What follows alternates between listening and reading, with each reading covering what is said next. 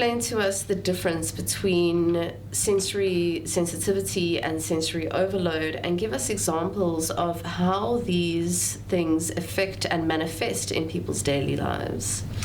Surely, yes. A sensory overload would be a very heightened or intense experience from one or usually more than one of your five senses that is so extremely experienced that it actually disables or stops the functioning, the normal functioning of your brain. So when your brain becomes so overwhelmed by these sensory stimuli in extreme form, it goes into a situation of a life-threatening feeling where it enters the fight, flight, or freeze mode. And this can be usually the sensory overload would happen then when there's a lot of simultaneous stimuli, and it will come from someone that struggles with sensory sensitivity. So sensory sensitivity would just be a dislike, for example, for a loud noise. And if someone works in a work environment where is constantly there's irregular loud noises, he will become stressed, but it will usually take more stimuli from more different senses to get to that overload. For example, if you go to an indoor soccer game or netball game where there's very loud, irregular noises, constant movement, and strong smells like sweating or spicy food, and that, it can cause an overload for someone on their different senses. And for parents and educators, how do they identify when someone is having a sensory overload or sensitivity episode, and how does it affect their general behavior and emotions? Well, it affects it greatly. So usually when you get this overload, you can't concentrate and you actually can't control your behavior properly. The brain comes to a kind of a shutdown, and it is really important to be able to learn and to come to know what it is that are common triggers, and to try to reduce that, or not being exposed to that. And what you will see is a child that is visually easily sensitized or getting to visual overstimulation would be someone that gets too much distracted by too much posters. So too much information just overloads the brain, that the brain is trying to process that, and being so busy with processing all of the busyness, what they're seeing around them, it cannot focus and pay attention. And your visual person may also experience different emotions from different colors. So a red or orange can make them feel agitated or anxious, whereas a more pastel blue and green can have a calming effect. So that's something to bear in mind with curtains in a bedroom also.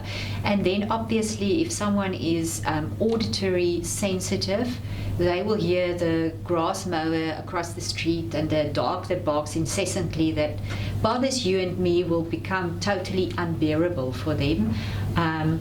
The fan that's whirring in the classroom will prevent them from being able to pay attention in front.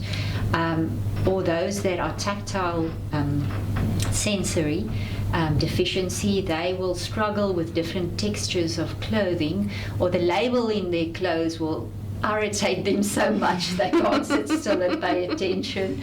And you even get those with the sensory sensitivities in their mouth. So textures of food can be difficult for them to eat.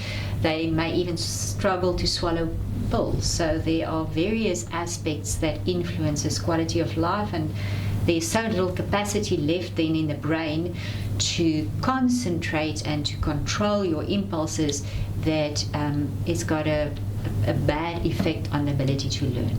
Sure. And tell me, what are some of the coping strategies for people who struggle with sensory sensitivity and overload? And is it in some way linked to ADHD and neurodiversity?